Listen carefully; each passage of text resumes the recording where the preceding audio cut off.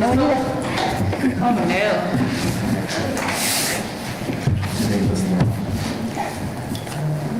Sounds good. I'd like to call this meeting of the Narragansett Regional School District School Committee to order, and we'll begin with the Pledge of Allegiance. I pledge allegiance to the flag of the United States of America and to the republic for which it stands, one nation, under God, indivisible, with liberty and justice for all.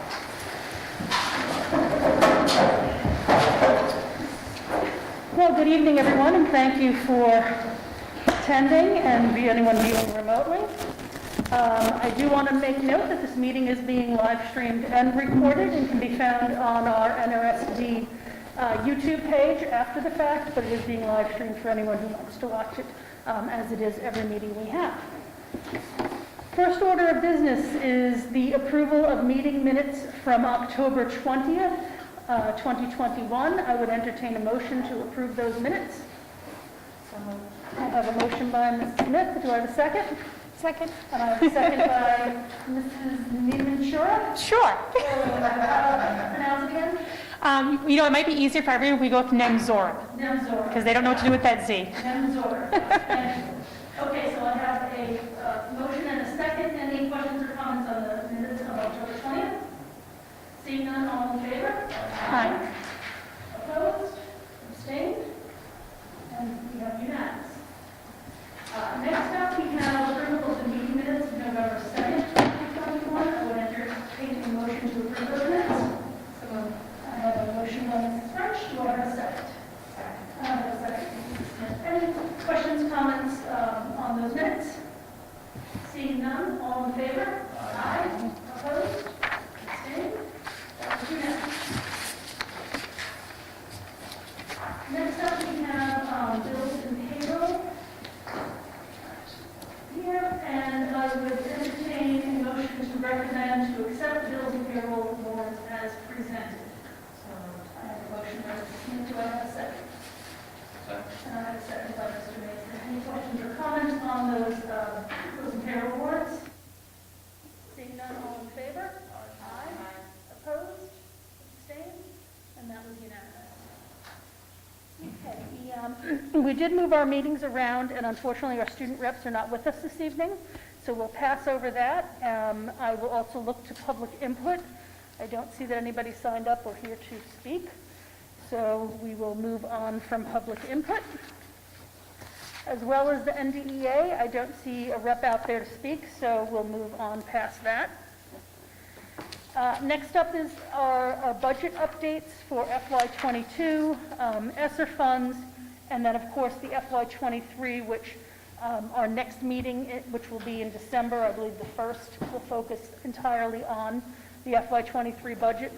I don't have much that I know of for updates. I know that regional transportation numbers, I think, were finalized and sent out for the past year. I'm trying to think, the Senate had released their spending bill for the ARPA and the excess revenues. So that's out there, and the House had already done so. I think they had done that prior to our last meeting. So now there's got to be conference committee to talk about any differences between the two bills, and then we'll see what happens when they move that forward. Dr. Kazavan, I don't know if you have anything else to add? No, that we are waiting for the summer, because there will be another, I think, opportunity for monies to be earmarked for the towns or schools. I spoke with Senator Goby via email about that, so we look forward to hopefully, getting some money from that in terms of the district itself. Great. Okay. And as I said, we'll be focusing on the FY23 budget at our next school committee meeting, so more to come, a lot more to come on that as we unveil, I guess, our first cut at the numbers and look at challenges for the upcoming fiscal year. Business Manager's Report. Ms. Geister has attached her usual slate of reports to the agenda for us to review, and I'll turn it over to her if she's got anything in particular that we should be on the lookout for, and then we'll entertain any questions.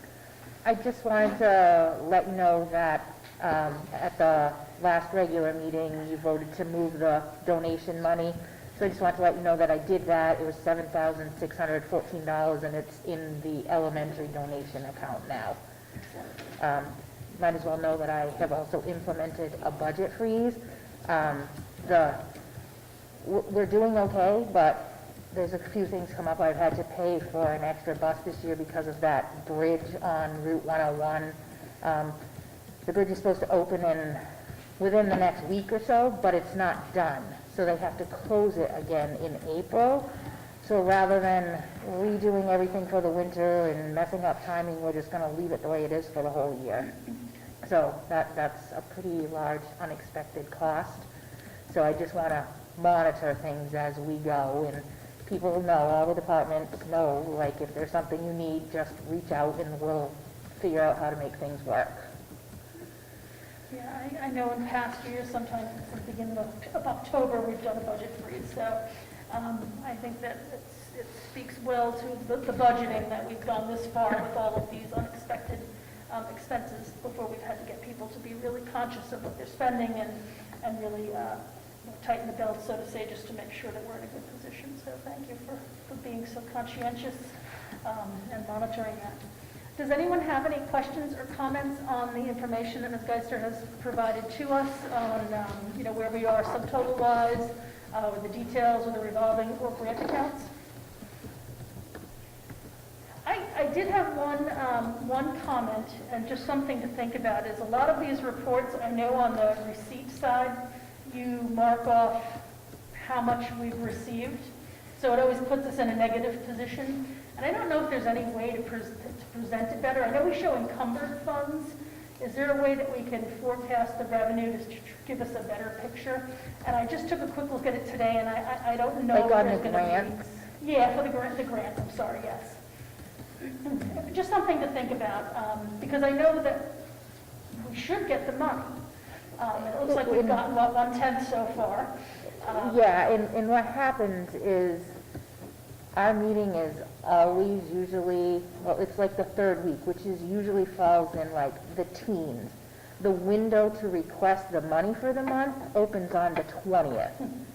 So you have from the 20th till the end of the month to request it, and then it usually comes in the first week, so it's always behind because it's a reimbursement.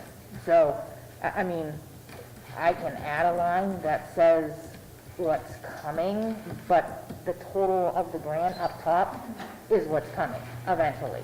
I'm just thinking for presentation's sake down, when I go straight to the bottom, that it won't look negative, so that, because I'm sure that there are times, and I know you've got to figure out where else to spend these monies from, which is the general fund mostly, where we might not have enough in our grants to fund some of the things that we need to. So just something to think about as you look at it. As I said, I was just looking at it briefly today, and I haven't formed really my thought yet on what I'd be looking for, and I can certainly do that offline once I've had more of a chance to look at it. Yeah, that'd be good. Yeah. Anybody have anything else? And hold on, Mrs. Matson. Mrs. Matson has joined us. So. Okay. Superintendent goal setting, still working, and I'm going to apologize because I wanted to get out some information to the committee to help assist in looking at indicators, but as I go through it, it's a little more complicated than I thought because there's a lot of really detailed information out there, so be prepared to see something from me shortly that's going to give you a lot of detail, because it talks to each of the indicators and the sub-indicators and what the evidence looks like, and what you would look at and how to rate each of these things. And then we need to align that to the 4 goals that Dr. Cazanet has presented, and I'd really like to take the time to do that well. So I think, as I said the last meeting, if unless Dr. Cazanet screams and yells that he wants it done immediately, I'd like to take just a little, another couple of weeks to really get that together. And then I thought at our next academic administrative subcommittee meeting, we'll have that information to kind of go over, get it put together, be able to share the feedback and get input from Dr. Cazanet, and I know Ms. Calise as well, and kind of have something for the school committee to have as a whole product at probably the second meeting in December, by the time that's all finalized. So that's kind of what I'm thinking there. since, again, we're on a 2-year cycle, we do have a little bit of wiggle room there, since we're not going to be approving it in December and doing a final evaluation in July or June. So we've got, it's a 2-year cycle. So, does that make sense? And that's okay with you, Dr. President? Yes.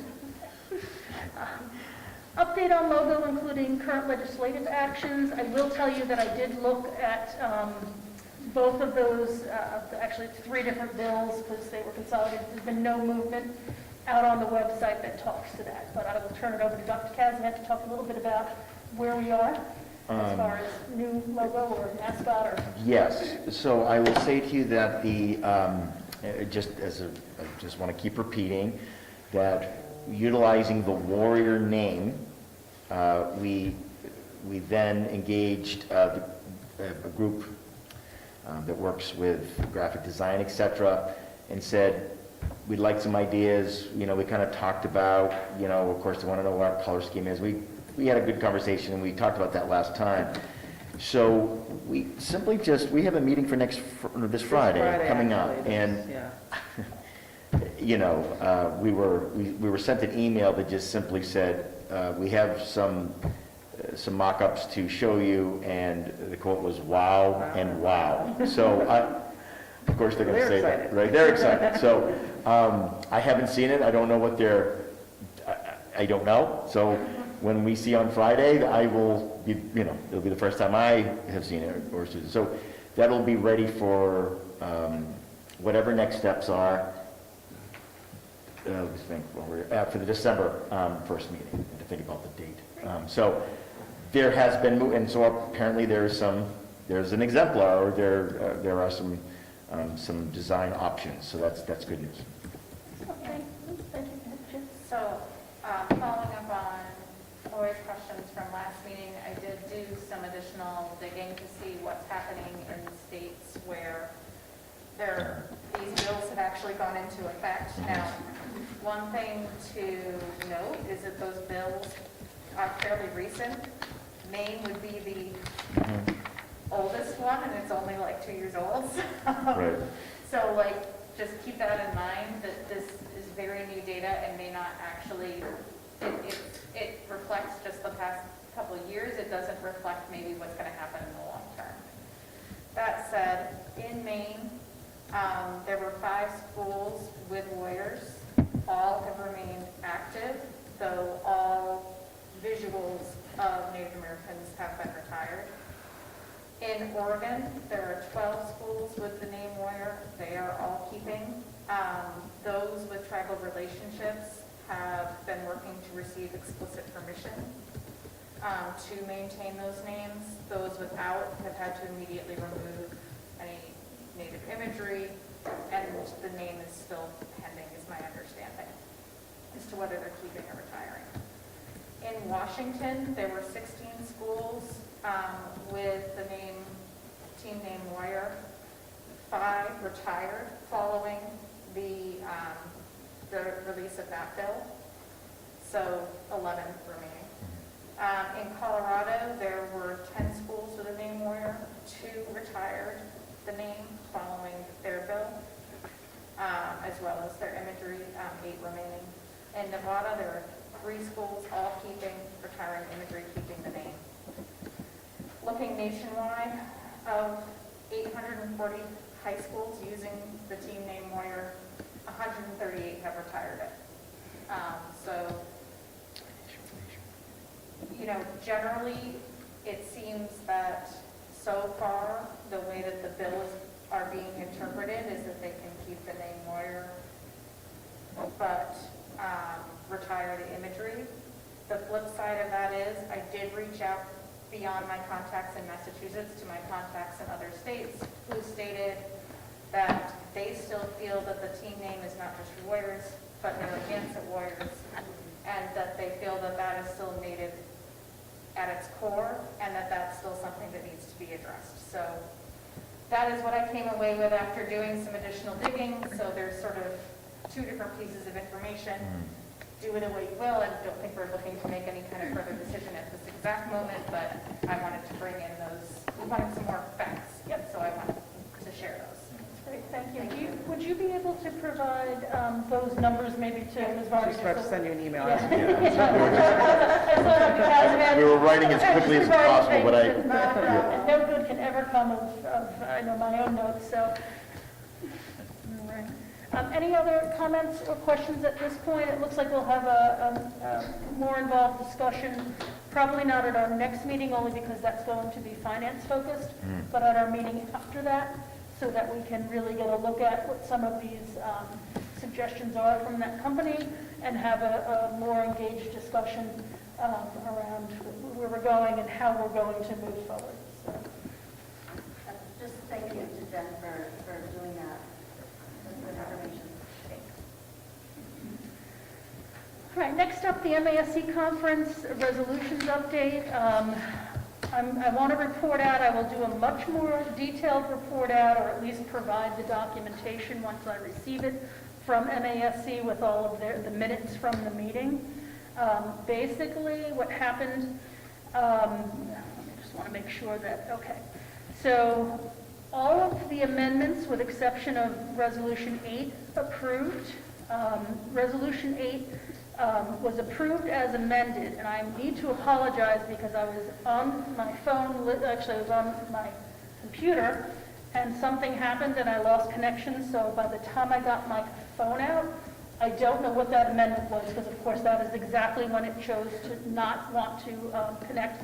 So I will, as I said, I will have more information at one of the next upcoming meetings to give you the exact, what the amendment was.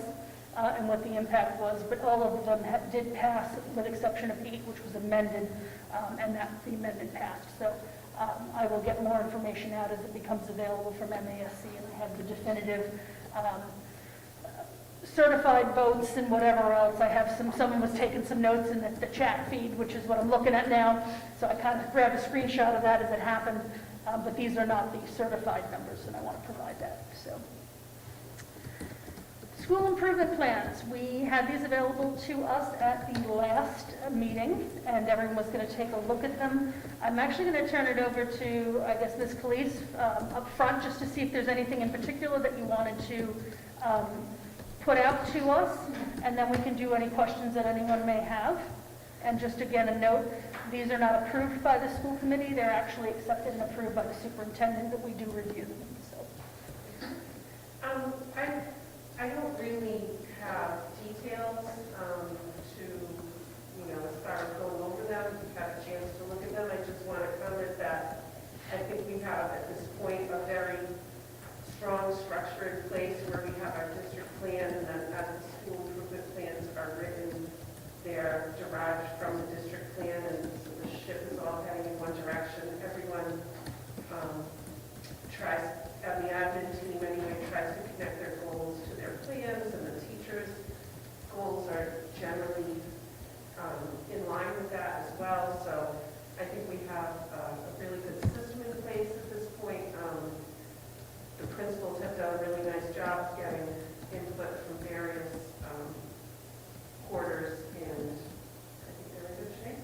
I'm happy to answer any questions anyone has. Does anyone have any questions on the information presented?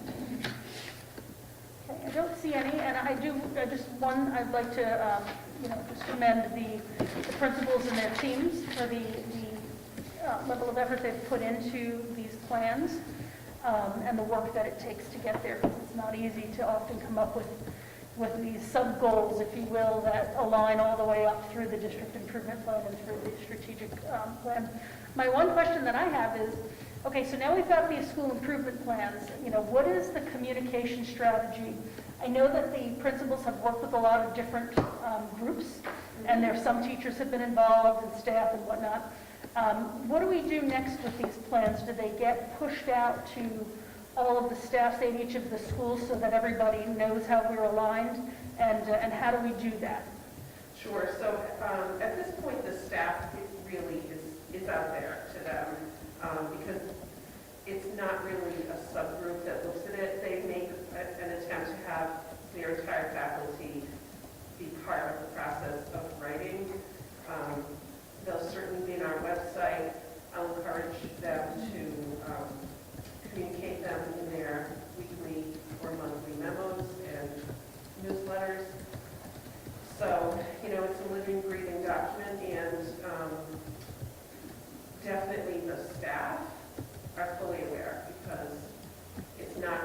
and write and kind of, then set aside.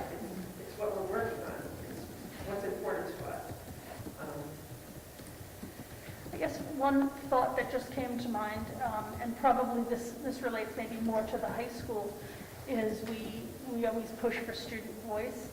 How do we somehow take this information, and again, probably more at the high school, maybe a little into the middle school, and engage the students to understand what things are important to the district, and as they filter down. Because a lot of it, as I looked at the high school line, a lot of things touch the students that we're looking to do. And I know there'll be a natural outflow when they start talking about early college and some of these initiatives. But how do we become more engaged, I guess? I think we've always done a good job, but how do we go the next step and get more engagement to the right audiences when it's applicable? Yeah, so I don't know that, I'm thinking back to all the districts I worked with, writing school improvement plans when I worked at the state and so forth, and I really don't know that the school improvement plan per se is a vehicle for working. They certainly have input through, various councils and whatever means that the principals use, but the school improvement plan per se isn't something that is really rolled out to the students. The initiatives within it are rolled out to the students. So the students might not be aware of the school improvement plan, but they're certainly aware of what's important in the school, what the PBIS initiative, or the social emotional learning initiative, or college and career, Project Lead the Way, whatever those are. So I think that is really what speaks to students, but it's definitely something we can give more thought to. I just think it's one more step to kind of close the loop and get engagement if there's a way to do that. And again, it may be a selective audience, because the high school does have not only their traditional council and officers and whatnot, but now they've got their warrior council, so maybe to engage and somehow push things out and take the next step. It would be great to see if there was something we could do and how that might fit into, these student improvement, the school improvement plans, and whatever else might be out there. So that would be great if we could just give some thought to that. Maybe we could be on the leading edge of a new way to push things down and get students involved. I don't know. Anything else on the school improvement plans? Okay, once again, thank the principals and all the staff that have worked hard on these, and we look forward to a discussion later in the school year, maybe to look at the results based upon what was in the improvement plans. Out-of-state field trip request for Ferry Beach. I think last we met, I'll bring us up to date on that, we postponed the approval of it because we were looking to determine if we needed to add a nurse into the trip. So I'll turn it over to you, Dr. Kazimir, to give us an update on where we are and where we should go with this. So, thank you, Madam Chair. So, in having these discussions, it would be fantastic to have one of our nurses go. They do have medical staff up there at Ferry Beach. I believe they are still looking into this whole reciprocity. If you remember, Nurse DeWicker was talking about, yeah, it's great in Mass and not in New Hampshire, but some of Maine. It was this year, so they're still looking into that. So I would think that either way we're covered. So that's the good news, right? So whether we have our nurse or their medical folks, that's generally how business has been has been going on for as long as we've been doing Ferry Beach, which has been for a very long time, or anyone doing Ferry Beach. So we're going to keep pressing that, but I think there's no reason not to approve at your discretion for the field trip, because we've really wrung this out. We know that there's a lot of safety measures in place. I feel confident with that now. At first, it kind of took me by surprise, really, Ferry Beach and how they were doing. We had a neighboring district go up there first, and you never want to be first. So we were happy to get some feedback from that district. But I feel better about it now. I'm just hearing about how it went up there, with their protocols and what we're doing on the ground level. So I feel confident that I would feel confident in your, if you were to feel that it was appropriate to approve this trip. All right, so with that being said, I'll ask first, does anybody have any questions? And I'm just want to make one statement so that some of our new members just understand. For field trips, when they're out of state, the school committee must approve them. So the in-state field trips go up through Dr. Kazavant, but the out-of-state ones, they do come in front of us. And that's why we are looking at this. And we may not be looking at all of them, thankfully. We don't meet often enough to make that happen, to allow those, especially when I think of like our outdoor adventure and some of the other things that kind of are like, well, is there ice? Can we do ice climbing? We need to do it this Tuesday before bells kind of thing. So with the commentary from Dr. Kazavant, I would entertain a motion to approve the out-of-state field trip to Ferry Beach as presented to us. I have a motion by Mr. Mason. Do I have a second? And I have a second by Mrs. Frenchie. Is there any other questions or comments on this? Seeing none, all in favor? Aye. Opposed? Abstained? Okay, that was unanimous. So tell our seventh graders to get busy selling Uncle Jerry's T-shirts. Whatever they do, and raise some money to get them on their way to Ferry Beach. School committee comments. Any comments from the school committee? Start with our newest member. Good. So the comments that I want to share are actually from the PTO, which I'm also the president of this year. I have a few points. I'll try to make them quick if I could. The first thing I wanted to share was I'm always being asked, what's the best way to contact the PTO aside from being able to make it to a meeting? And I would say there's two great routes. The first is our email address, which is the word email, tespto@gmail.com. But we can also be found on Templeton Elementary PTO, on Facebook, under Templeton Elementary PTO. In both of those cases, the messages come, and I'm one of the people who reads the messages and responds to them. If there's any more delicate matter, the schools do also have my direct contact info, and there have been a couple cases where a particular question needed to be asked a little bit more in private and was sent directly to me from the elementary school. The second was we've been running a contact-free fundraiser through a company called Meadow Farms. The response has been great, and I just wanted to put one last push out because it actually ends tonight. It's online ordering and direct shipping to the house, as opposed to when we did Yankee Candle and we had to pick up over at the elementary school for multiple days. So that has been going fantastically. The next thing is this Saturday, there is a Worcester Railers game that is it's the Frontline Heroes Night with Templeton Elementary, and the ticket admission is $15 each. And I want to say that it's not a fundraiser. This is more of a chance to get out as a community, have fun with friends and family at a respectable cost. So that the ticket sales, there is a link to purchase the tickets online, and the easiest way to find that is through the Facebook page for Templeton Elementary PTO.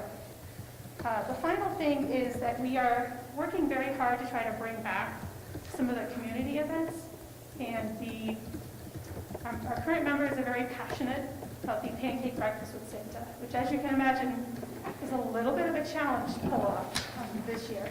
We are working on details to try to host this in December, but one huge part we're going to need is volunteers. We are a nice, small core group. We work very hard, but we cannot do it all. So if there's anybody in the community who'd like to reach out, or perhaps even on the school committee, who'd like to reach out, the best way would be those two contact methods I mentioned. Get a message either through email, Facebook, or direct to the elementary school. They'll direct it all to me. And I'll be putting together a list as I get the event closer and hopefully pull together more like what I need. Someone to serve pancakes, someone to cook pancakes, someone to help kids do, we usually host it's called a puller shop, where we raid some dollar stores and, give kids a chance to come and shop We kick the parents out, and we help them shop for members of their family at a very low cost. So it's very near and dear to our hearts. I can't promise it's going to be perfect, exact, or with any luck, there will be something of a community event to hold. So that's it. Thank you. Thank you. Any other comments? So I'm going to steal your thunder and say how proud I am, not a football mom, but as a community member, just how proud I am of our football team. Seeing that, you win every game until you get there. I mean, as a Patriots fan, we know that sometimes happens. So just so proud of the season that they've had. Just represented Narragansett Warriors very well this season, so just very proud of the football team. I also want to thank Principal Soltizik and the staff. I got to tour the elementary school finally. It was so nice, especially after working in all the dilapidated schools in the district, to see that beautiful school. Templeton should be proud. The building is fantastic. It was nice to see, old friends and colleagues, and just to see just the amazing innovation of that space that hopefully at some point can be fully utilized when we're still not in a pandemic. So, that was wonderful. And then I was able to attend the craft fair that was put on by the Philippine Youth Supporters, and it was just great to see the community be able to come together. Again, I mean, it was nice to see so many vendors and just so many people from Templeton here. So, so it's a great day to be awarded. Anyone else? I'm going to thank Bobby for stealing my thunder, which is awesome, but I also want to just let everyone know that Thanksgiving morning, 10 o'clock, at Murdoch, it's an away game, but we've got a marching band that's a co-op between our Warriors and the Blue Devils. So come on out and see our combined marching band. They are, I tell you what, they are few, but they are mighty, and they sound wonderful. Our cheerleaders as well. And obviously that's our last football game, so you'll be crying on the sideline. It's my son's last game. Smiling at the same time that I have to wash that uniform again.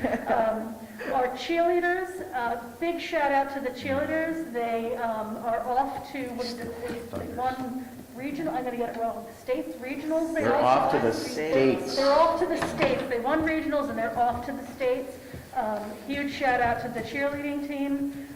Girls cross country are also off to the states, which was a huge surprise. I just tell you what, every week with Kylie Marion, I know the last meeting, she just keeps breaking every record and is more impressive than the last time she ran. I think she came in first out of 176 in our Division III, I think it was. Yeah. Had the third best time overall of everybody because it's multi-divisions. And the other runners that are young, we have a lot of young runners, just stepped it up and they qualified for states. The boys had an excellent showing. They have a lot of young runners as well. So I want to give a huge shout out to the cross-country team. Also, winter sports sign-ups are open for everybody who wants to do that. But you can echo these things. No, this is Echo fine. them. So there are so many great things. I would love to hear, and I will ask that maybe through Dr. Kazavant, that maybe our student reps at one of our next meetings can talk about the non-sports related things going on. We have a ton of clubs. I remember that you spoke about the new Dungeons and Dragons club. I'd love to hear more. We have a chess club. There's just international, there's so many things that I'd love to get an update on how we're going. I know the video game club was canceled a couple weeks ago, and there was a big, no, you can't do that to us. So I'd love to hear a lot more about what clubs we have out there and the students participating in them. So that would be a good update. But other than that, it has been a great first term, because I know that our grades closed, last week? I think report cards last week, 10 days ago. And just a huge thank you and shout out to everybody in the district for keeping us in school throughout this. I feel like we're almost like in a pandemic light. Not quite like last year, but we've really got to be vigilant in monitoring and just kind of just doing a look back at the discussion we had a couple of meetings ago, that for students, to be careful when you're out there. Just because you leave school doesn't mean that you shouldn't be conscious of wearing the mask. You need to make sure our numbers stay low so these kids can stay in school. So that's my comments. All right. Next up, new business. We have some surplus items. I am not going to read the entire list. It is out there for all of the school committee members to review and available if anyone wants to see all the details. But basically we have, I'm just going to give an overview. We have cables, keyboards, desktops, document cameras, laptops, monitors, some old phones from a PBX system, some printers, projectors, servers, a TV, VCRs, and Chromebooks that, from what I understand, mostly are not usable, but we need to go through the process and surplus them. So knowing that this list is out there and the details that, with the numbers and everything, I would entertain a motion to surplus all the items on this list as presented. I have a motion from Mrs. Matheson. And do I have a second? And I have a second from Ms. French. You're going easy on me, because I can see you want to. So I'm not going to make her say my name again. Give you a break. I'm just going to go to Heather next time. That works for me. Okay.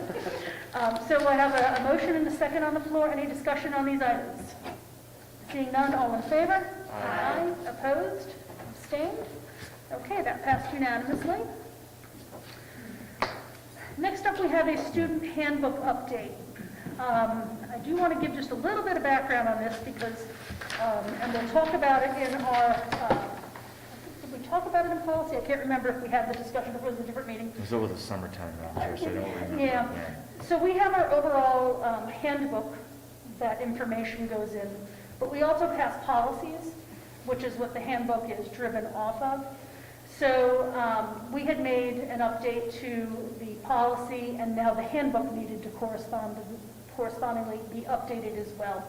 One of the discussions that we had, and I forget at which meeting it was, that if we approve the policy, do we then need to approve the handbook, or do we look to motion differently going forward? So we'll give that some thought and in our policy meeting about, should we look to make a motion at some point on things like that need to end up in the handbook, that we approve the policy and the corresponding updates that will need to be made. And we'll kind of vet that out at our next policy meeting. But for this instance, we do have an update to the student handbook, and we did not make that motion when we approved this policy. So we do need the formality of approving this update to the handbook. And this is an update to the Title IX policy. And our policy, ACAB harassment, is what drives this policy. So the committee's been provided with what it looks like and then what it needs to say based upon these revisions, as well as whatever other guidance we've obviously gotten from the state and anyone else who's involved. I'm just going to reach out and to Dr. Casby and say, is there anything in particular that we should look at? I mean, it seems self-explanatory, but I just wanted to know if there was anything that we should be aware of. Thank you, Madam Chair. I think that the biggest change really is the reporting and the requirements of investigation and who does that, who in fact can do those investigations, and it's really assigning people certain roles. Otherwise, it's all laid out there that we put in the handbook. The policy was changed, so we just needed to reach out to get some formal training, because that was also part of the Title IX responsibility, because everyone is trying to get trained all at the same time. So it took us a while, but we are all trained and utilizing the process since the very beginning. But otherwise, it's laid out pretty straightforward. Your tab.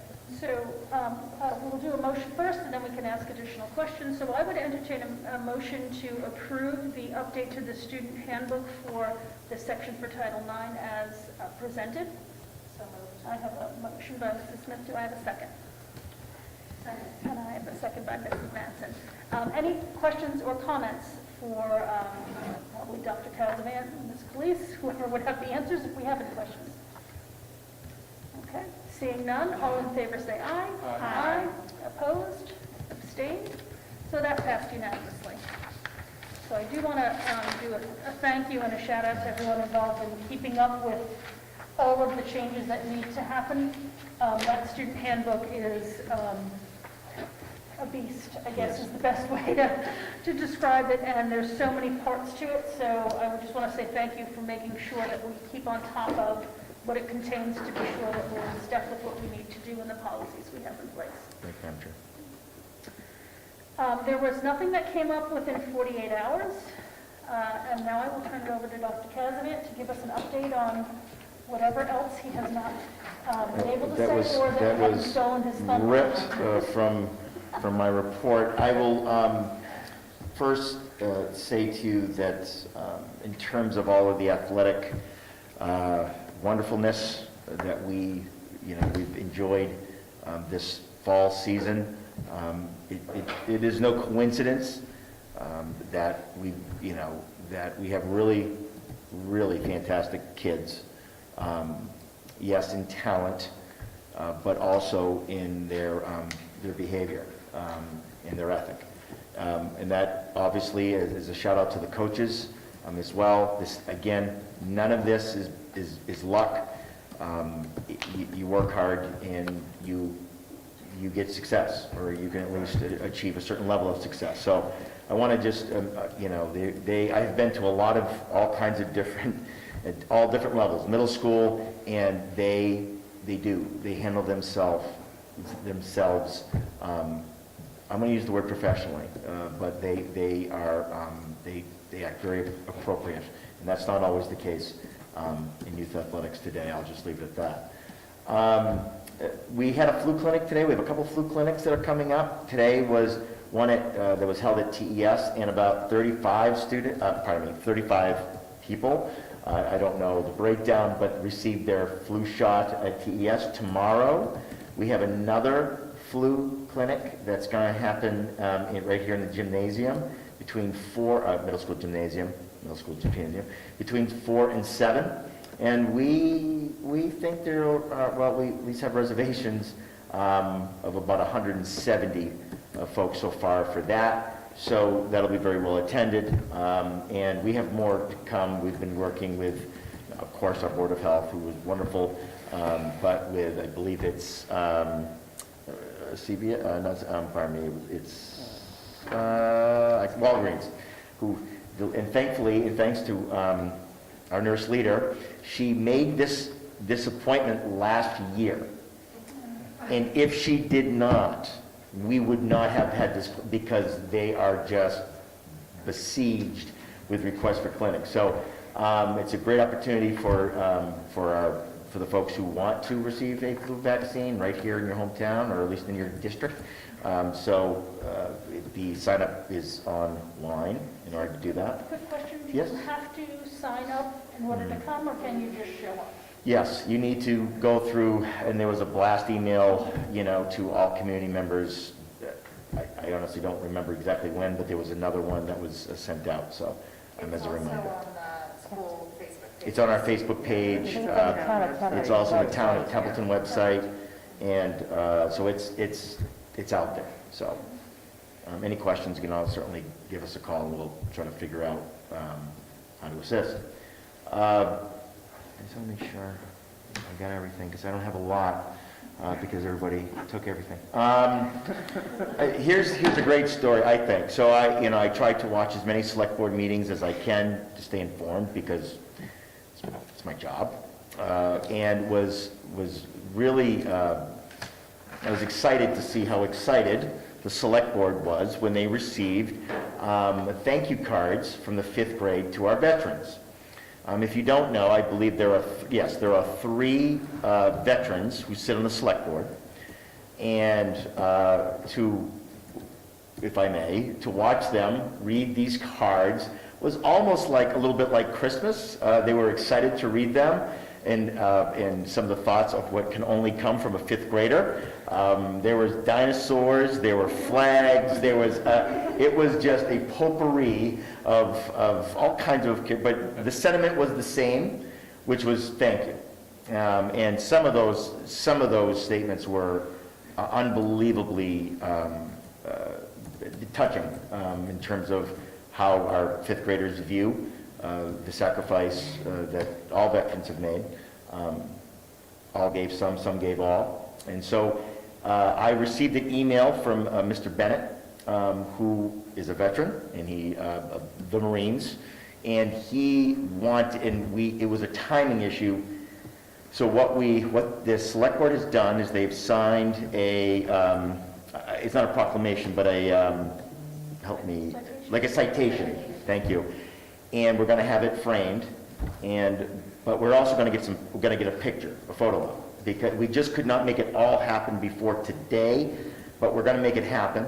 And we'll hopefully, the hope is that we'll be able to have our 3 select board, and whole select board, but certainly the veterans who were so taken by the cards. And I just think it's this community. I'm going to use football just as a second. If you've ever seen a football game, they run out every game with the American flag.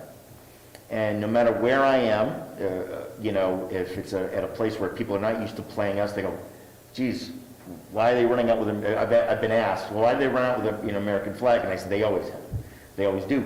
Or at least since in my time here. So if that is not, say, I don't know, I know in the last 5 or 6 years that's what they've done. And I think it goes a long way, and I think people really think that's a great thing. It's certainly not a gimmick, but this district, this community values its veterans very, very much. And of course they should, quite frankly. But it's really great to see that type of, I'll call it patriotic, feeling towards our veterans. I think that's important. I really do. And I think I share that sentiment with many in this town and in this district. So that was a really neat. I'm glad it was a great opportunity to watch. I've seen some of the cards. They are just fantastic. But I want to thank the 5th grade team, the middle school, obviously, for thinking of our veterans and thinking about the select board and sending along those cards.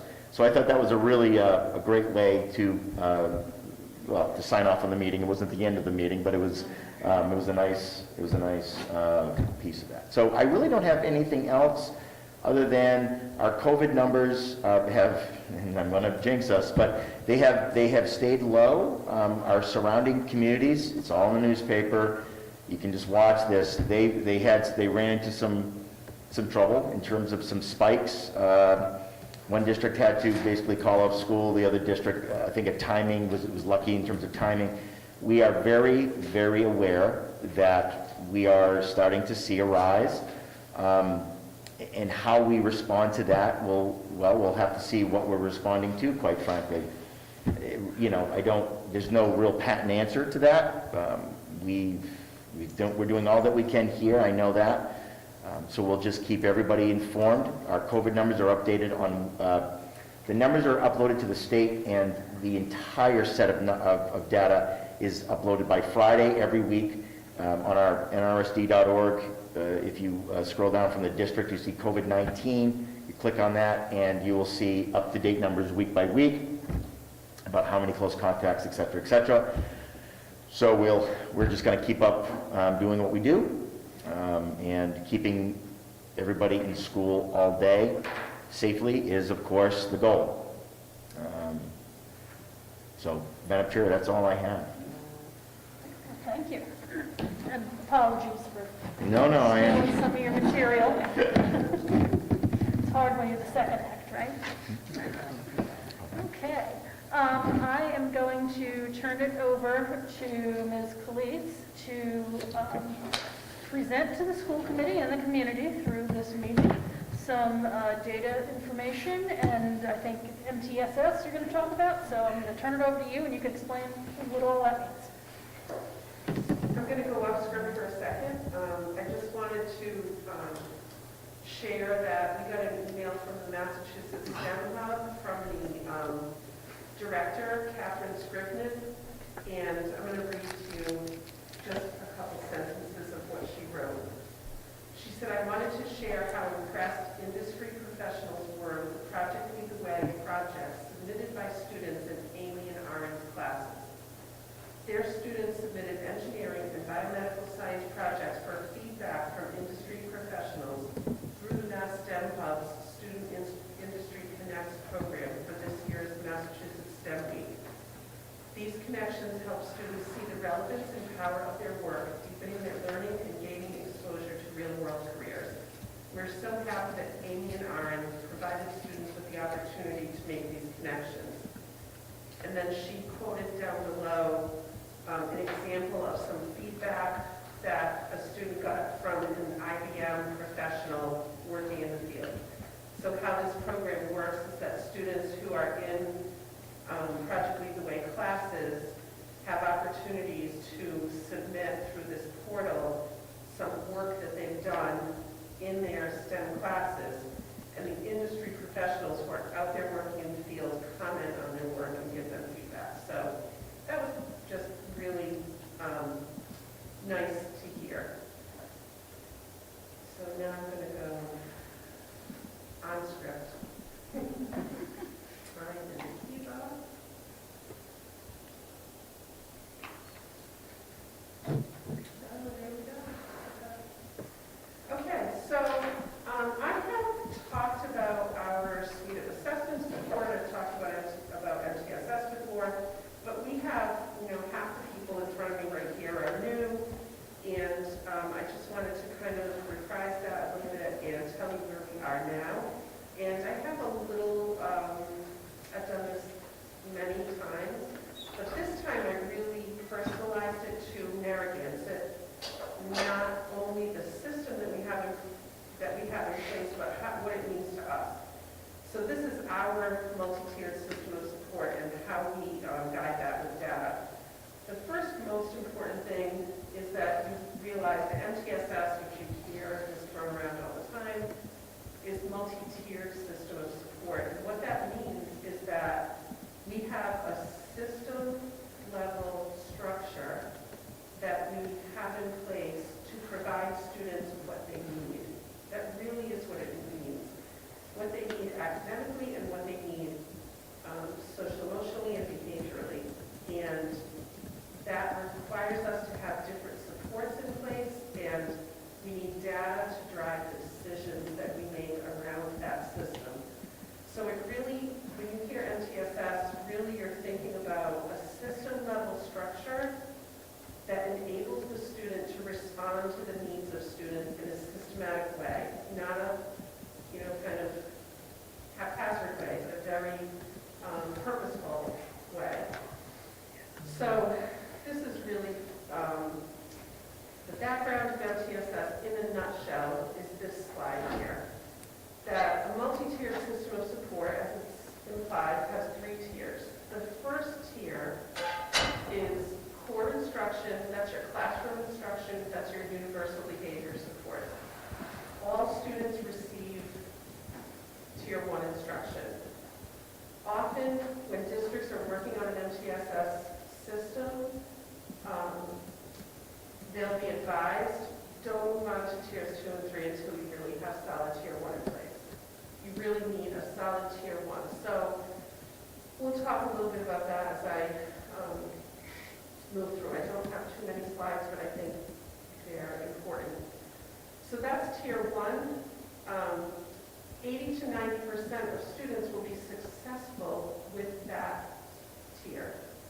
So teachers are differentiating in that tier. They're using all kinds of strategies in that tier. They're delivering individualized instruction to some students, some small groups, some whole group instruction. A variety of things are happening. And most students are going to be successful with just that. If they're not successful, they may receive a Tier 2 or a Tier 3 support. Tier 2 and Tier 3 are not consecutive. You don't have to go through Tier 2 to get to Tier 3. What differentiates them is how much support and the type of support that you get. It's very important to realize that Tier 2 and Tier 3 need to be supplemental to Tier 1. They have to be in addition. You can't pull a kid out of reading to give them intensive support because they're missing Tier 1 instruction. The best place to do that is in an elementary school where you really can control the schedule and say, this block of time is earmarked for this purpose so that kids who get that support aren't missing any Tier 1 instruction. It's very hard to do that in high school and middle school, and so we have different things in place Tier 2, you want to see 10 to 20%, obviously from your 80 to 90%, right, that are successful in Tier 1. 10 to 20% of your students in a model MTSS system will receive additional instruction through targeted interventions. And this isn't meant to be, you're falling behind in your work in class, so I'm going to give you an intervention. That's not what an intervention is. An intervention is, you're not being successful in your classwork. What are the underlying causes of that not being successful? We have to diagnose that and remediate those skills and those gaps that you have so that you can then go back to be successful in the classroom. Tier 3 is similar to Tier 2. It's supplemental, and 1 to 5% of students will receive this tiered support, and it's more intense intervention in the sense that you might have a smaller student-teacher ratio. In Tier 2, you might have 1 to 4 is a beautiful model. You could have 1 to 5 or so in Tier 2. In Tier 3, you're going to have 1 to 1, 1 or 2 targeted intervention. Tier 2, you might have 3 times a week. Tier 3, you might have 5 times a week. So it's more intense.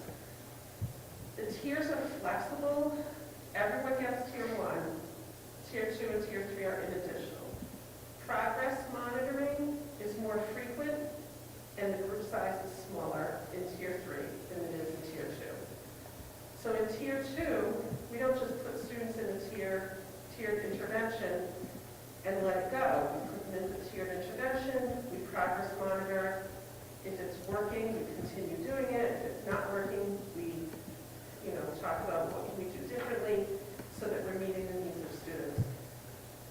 Special education services are found throughout the tiers. It used to be, although I think people are more educated about this now, that people sometimes thought of Tier 3 as a special ed tier. That's not the case. Students with disabilities are found in Tier 1, Tier 2, and Tier 3.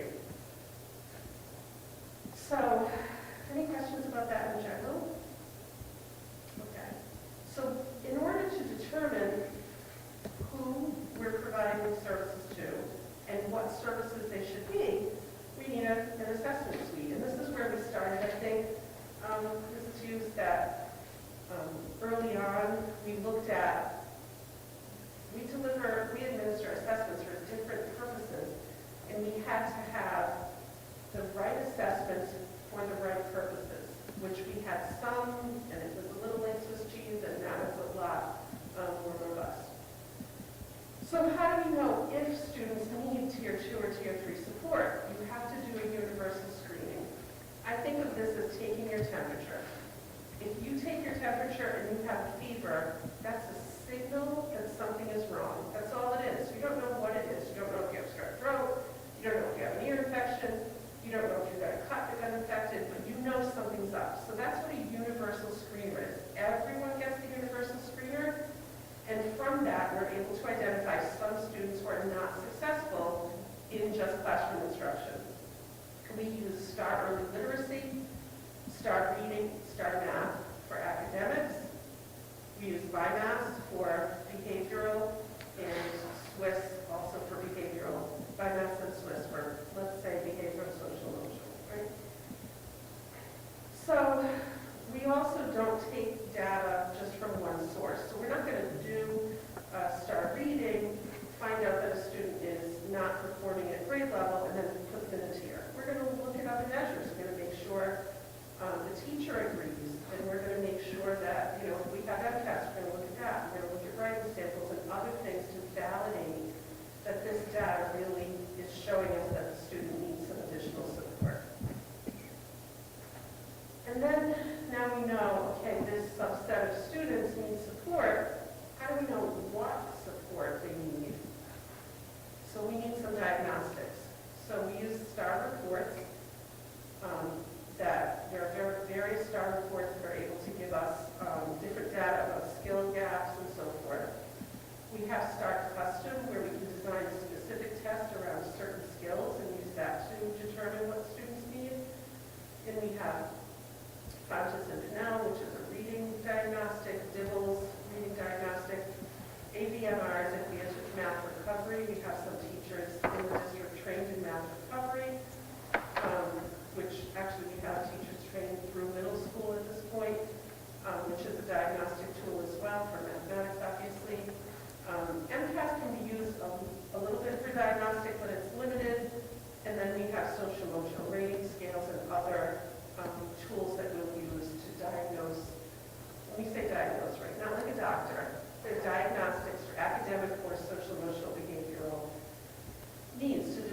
what we need to support students with.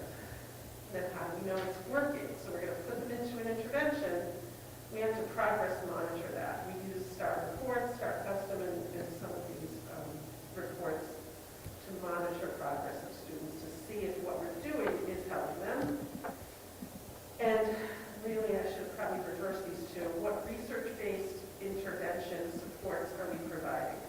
So in an MTSS model, if you look it up on the web, you can look up MTSS or RTI, although that's an older term, which is response to intervention.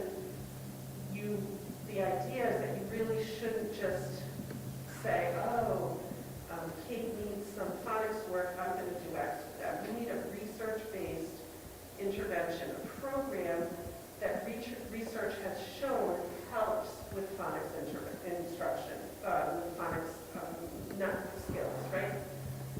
So Do the Math also provides, Do the Math is a program we bought that is a research-based intervention for math. We have foundations, we have Read Naturally Live, Wilson, Math Recovery has some intervention guidance in there, and then if it's not an academic, it's a social, emotional, or behavioral, we have counseling and other measures, other intervention supports that we provide. So how do we structure supports at each of the schools? And I'm not going to read all of these things, but I want you to see that they're different at each school. And keep in mind that sometimes people use like Title I, right? Getting Title I services. Title I is the funding mechanism that supports interventions. We put our Title I dollars into elementary because you need to learn to read and you need those foundational skills or it's going to hold you back forever. So, and that's common, very common, that an MTSS system is very robust in the earlier grades because we want you not to get to middle school and find out that, oh, you are really not reading at grade level, and we could have provided some support earlier. So we put a lot of emphasis on that. So for academics, they have a What I Need block scheduled into the day. Interventionist teachers provide small group instruction. Notice there, the third bullet is classroom teachers provide differentiated small group instruction with other students during wind time because Tier 1 is part of the system. It's not only intervention, it's Tier 1, 2, and 3. Classroom teachers use resources to differentiate instruction in general, including STAR, Masc, and other tools during class time. Footsteps to Brilliance is a differentiation tool for students through grades 2 or 3, and now you also have LORELO, which is a program for instruction that can be used either as a targeted intervention or for differentiated classroom instruction. In grades K1, 2, that's phonics, phonemic awareness, and comprehension. And then we also have, and I won't go through the whole list, emotional and behavioral supports at TES. And you'll see that some of these things are the same in all schools and some of them are different. So all these different kinds of ways that we support students, if a screening tool we use is showing that a student needs more than we're giving everyone in Tier 1. They need a little extra. These are all the different ways we can support them.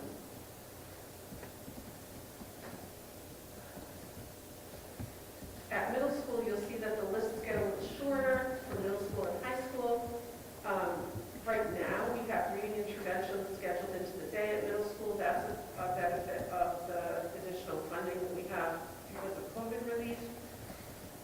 We have a reading teacher who targets small groups to provide instruction to them. Teachers also have STAR and Max, but some of the other tools now are falling off because they're geared towards younger grades.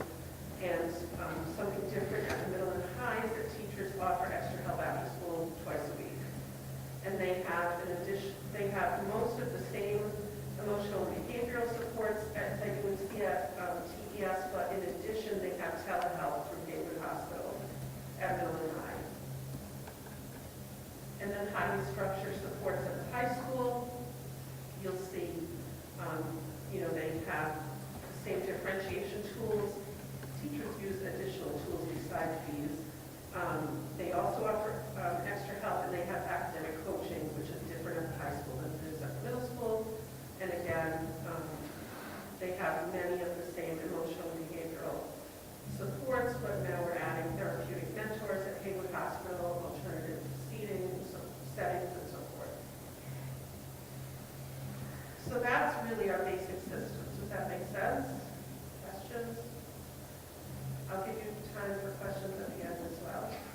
So this is really important. It's something everyone in education really knows, but I don't know how well understood it is by the general public that through third grade, students are learning to read. After third grade, students are reading to learn.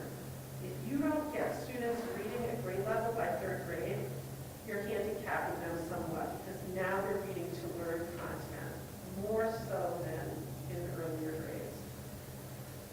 So it's really important that we focus on that and make sure we're doing the best we can. So what are the tier 1 reading supports that we provide at TES in the classroom? And we have a robust reading program, Into Reading, which is terrific. It provides a lot of differentiation. It's on target with the standards. It's interesting for students. It has electronic component and physical paper. They use foundations for phonemic awareness, phonics, and other skills, WILO, as I mentioned earlier, Footsteps to Brilliance, and moving back. So these are tier 1 regular classroom for reading.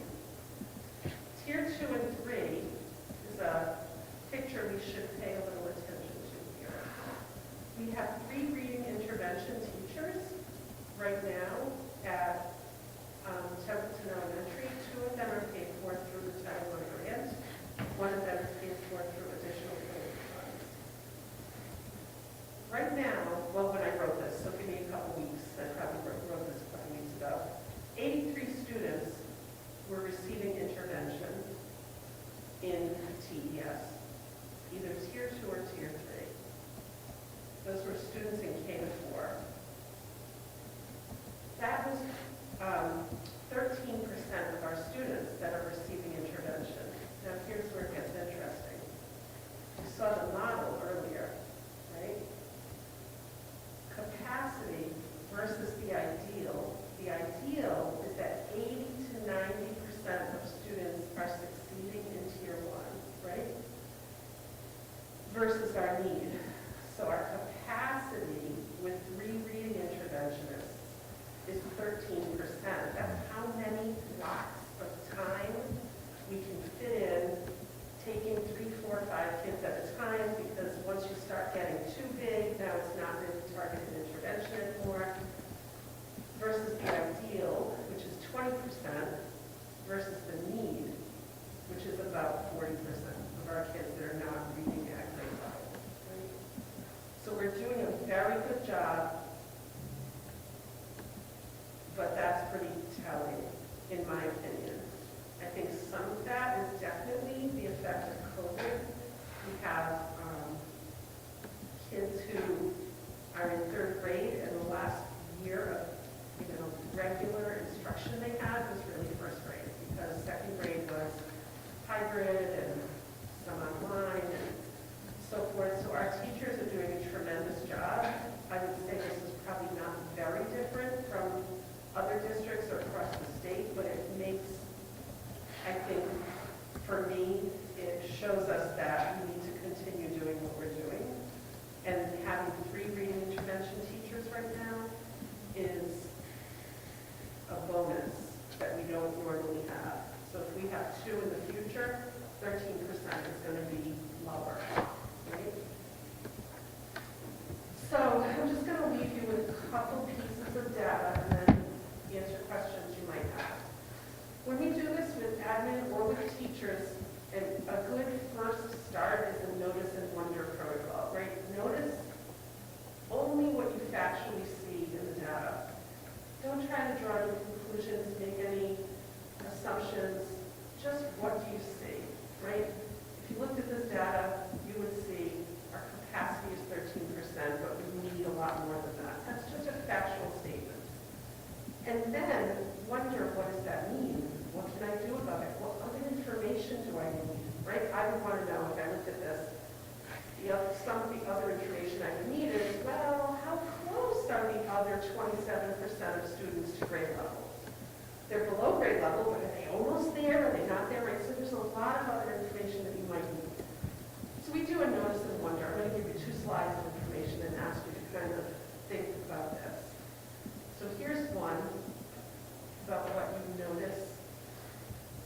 what you might wonder.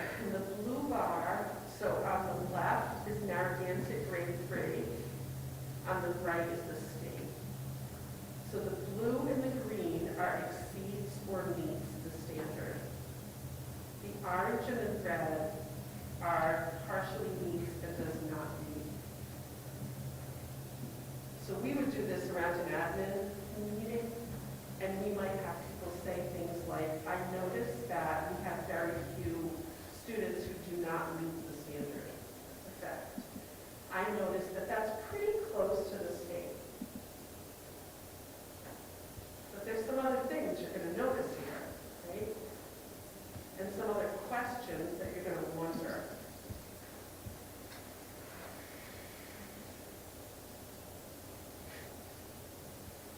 I would wonder about the orange bar of partial meaning, and I would want more data. I'd want to know who those kids are. I'd want to know if they're in targeted intervention, how close they are to meeting the standards, right? So there's a lot of things that come from this idea of noticing and wondering. And then here's one more, which I think I've shown you before. Using our universal screener at the beginning of here, the blue bars are percentage of students at or nearly at grade level. So I included some of those kids that were close enough, kind of close to grade level. I'm not overly worried about them. They're not quite there, right? If I did just at grade level, this would be a different picture. And then the purple bar is that 80% from the triangle. We want 80% of our students to achieve their learning through their classroom instruction. And this is why it's so important to have the right assessment tools. So we've talked about STAR in the past, and I agree that we need to think about ways that we can, for example, share that with parents. But this is the primary reason. This whole picture is the primary reason for the assessments. We communicate to parents about learning through report cards and other mechanisms, and we can communicate to them through STAR 100%. But the reason we're doing this, the reason we have the assessments we have, is so we can have this robust system to respond to their needs. And although that doesn't look too bad, when you look at K1, 2, you're looking at 56, 59, 40, I can't quite read that, 48, 58, 63. That's where I got that 40% of kids are not at grade level. But we're servicing 13, and we made a very, very strategic decisions about who those 13% are. And it doesn't mean that 27% isn't getting help. They're not getting help through those 3 interventionists. They're getting other support in the classroom and through differentiation and through programs we have. So that's really a nutshell, a lot of information, but kind of, I think, jam-packed with the rich ideas in there. So, questions? So first of all, this is fantastic. It was really great to run through it. It's one of my favorite things about joining the school committee is getting this peek behind the scenes to see how we do things and what our approach is. And this is one of those things that I learned about, and I feel really proud to be part of this district. I think we're doing great with it. So if I'm a parent, Sure. what conversation, so like, you know, I wouldn't expect that the average parent goes through a slide deck like this. They could if they're watching. But what would the conversations with the teacher maybe look like related to something like this? So what should parents look for or listen for or ask about to better understand how their child is doing in relation to these tiered systems of support? So that's a really great question. We have parent conferences coming up this week. All of the teachers throughout the district will be able to, and we have a lot of families signed up, will be able to speak with families about their students' progress and how they're doing relative to where they should be, where their benchmarks at this time of year. If students are in targeted intervention at TES, they're notified, so they know, so they would know who they are. If they're wondering, oh, is my student, you would know because you would be informed about that. Parents can, of course, and they do, communicate with their teachers regularly, they see their papers coming home and so forth. So it's, they might not 100% be cognizant of the structure of it this way, but they know really what is happening and what kinds of supports their children are receiving. Any other questions? I should say that we are, there's two categories of schools for Title I funds. It's either targeted intervention or school-wide, and our school is school-wide. If we were a targeted intervention school, it ties our hands a little bit more because only students receiving intervention can benefit from those funds, but being a school-wide program, it opens up the availability of us using those resources for anyone. So in other words, say I purchased Lovely Low, and I was a targeted intervention, we were in the targeted intervention category, I could only use that with students in the program. But because we're school-wide, everyone can benefit. So that is a little subtle distinction, but it goes in our favor. I have a question. So this is the great foundational work that we need to understand what the next step is. So can you just take us through, okay, so we've got all this data, and where do we go from here? Because obviously we have some areas we need to focus on. So what is that process, and then where are we in the process? Because Yeah. obviously it's not going to happen overnight, and there's a cycle to all of this. Yeah, so I think our process is very robust all the way through, and students are getting what they need within the constraints of our budget, honestly. All students have, access to the robust interreading program. We expanded that to interliterature, which goes up through middle school. We have the resources in place, using STAR and LEGO and Open Maps to provide some intervention for students. Teachers participate.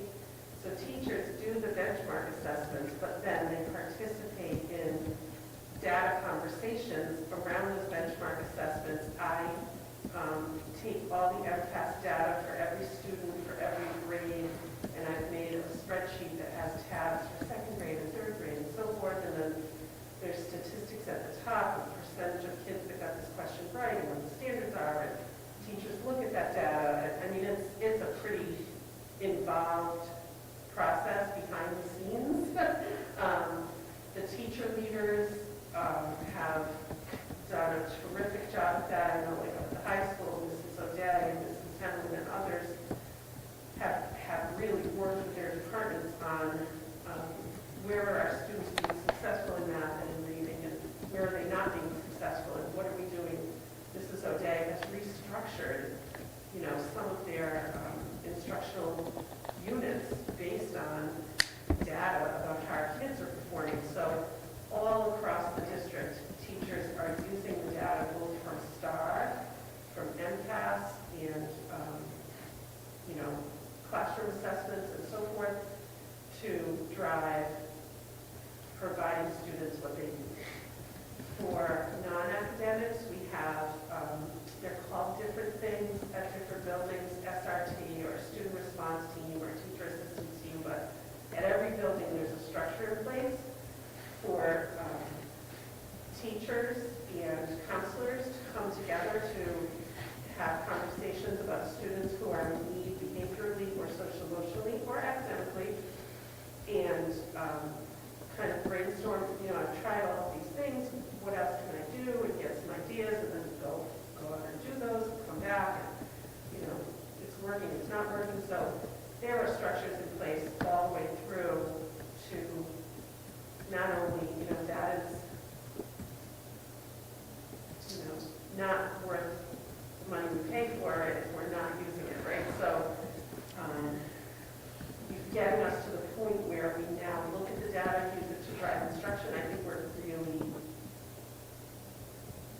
I want to say we're there. There's always room for improvement, but boy, there's some really great stuff happening, K to 12.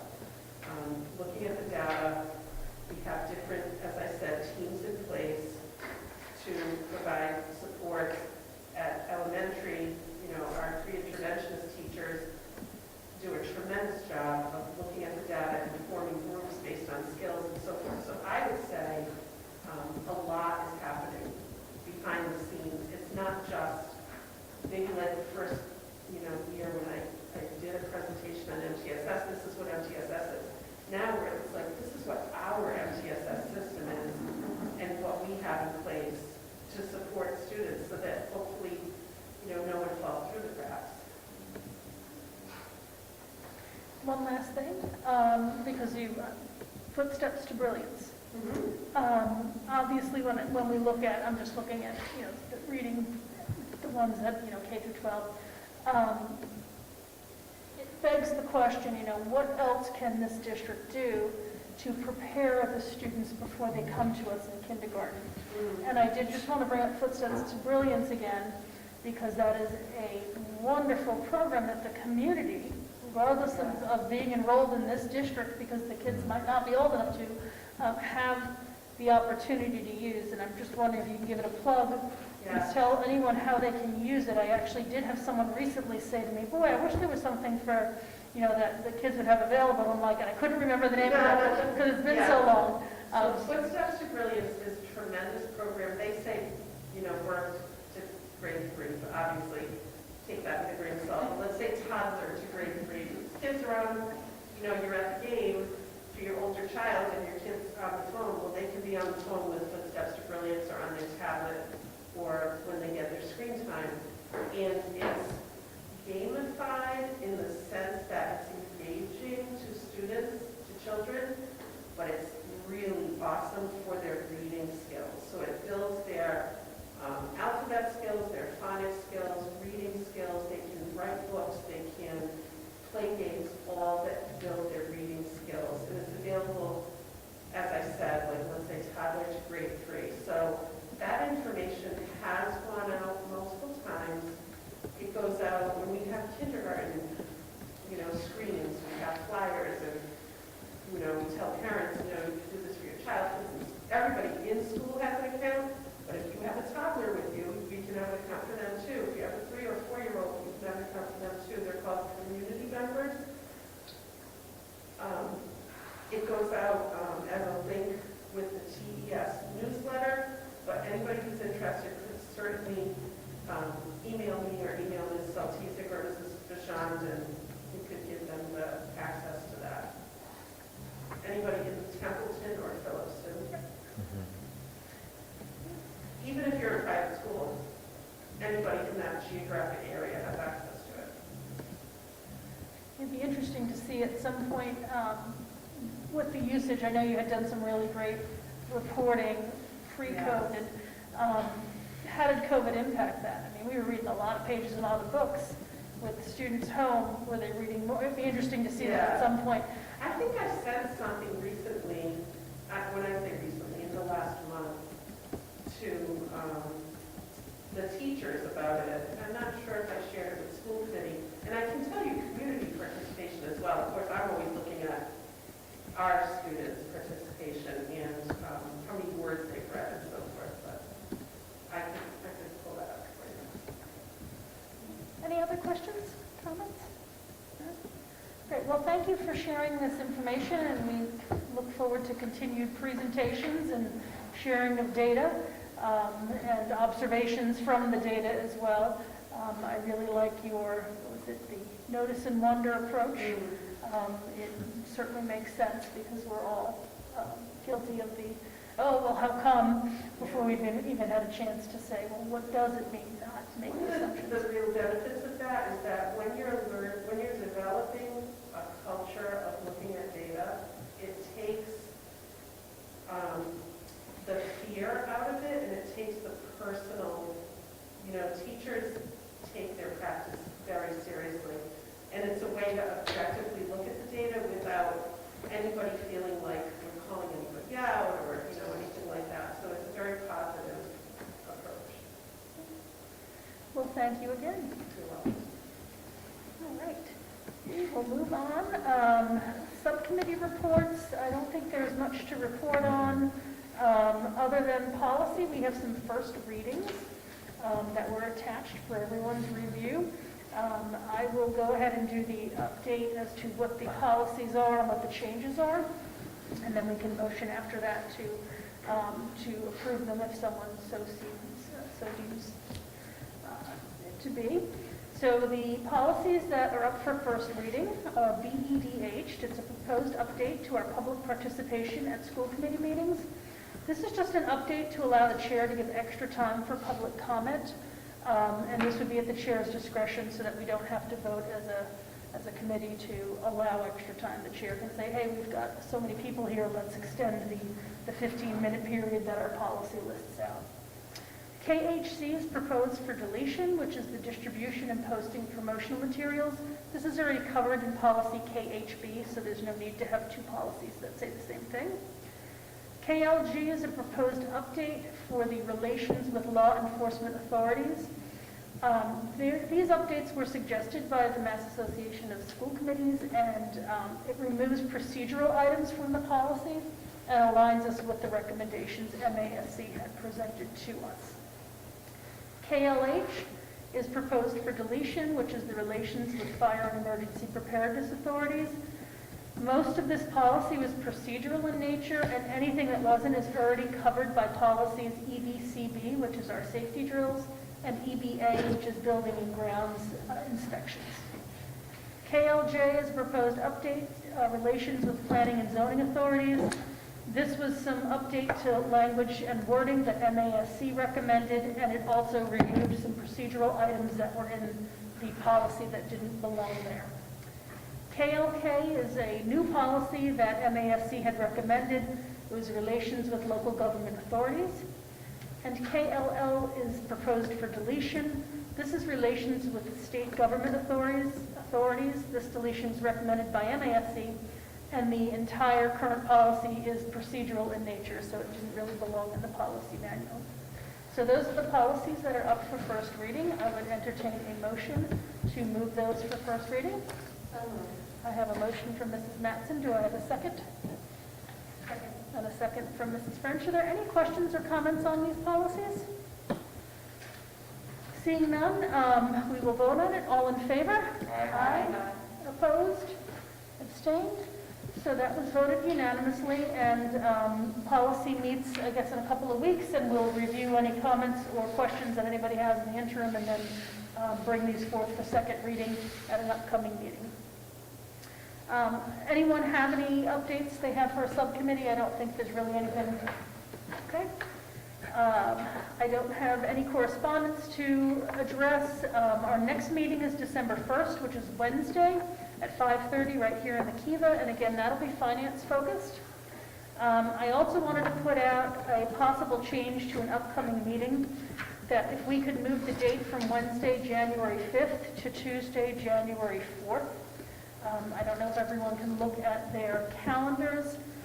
If not, because that is right after the new year, if it's busy, we could probably maybe, it needs to be on a Tuesday because we have our representatives that are facilitating a regional agreement amendment committee wanted to come and present, and they're only available, unfortunately they have conflicts on Wednesdays, so Tuesdays they're available. So if the 4th works for everybody, I will put that out there. I'll ask Ms. Barney to just shoot out a message to everyone to confirm that that does work, and then we will most likely move that meeting to Tuesday the 4th of January. I can't believe we're talking about 2022 already. We had executive session on the agenda, but we do not need to go into executive session. So with that, unless anyone has anything else to add, I would... I have a motion from Mr. Mason. Do I have a second? Second. And I have a second from Mrs. Matson. All in favor? Aye. Thank you, everyone. I thank everyone for joining us tonight, and have a wonderful Thanksgiving holiday. So, is our students, beginning of this